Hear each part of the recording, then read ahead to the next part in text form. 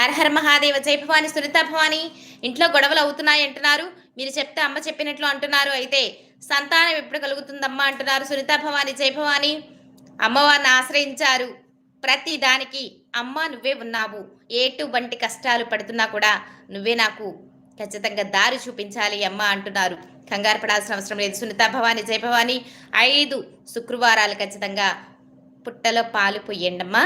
పుట్టలో పాలు పోసి చక్కగా 11 ప్రదక్షిణలు చేసి మీకున్న అంటే తొందరగా సంతానం కలగాలని ఒక ఎర్రని క్లాత్లో చక్కగా ఒక నిమ్మ పండున పెట్టి పసుపు కుంకుమ వేసి గట్టిగా 3 ముళ్ళు వేసి ఆ పుట్ట దగ్గర ఉన్న చెట్టుకి ఖచ్చితంగా 3 ముళ్ళు వేసి ఖచ్చితంగా కట్టండి. తొందరలోనే సంతాన యోగం కలుగుతుంది. అమ్మవారి ఆశీర్వాదం మీకు మంచిగా ఉంటుంది భవాని.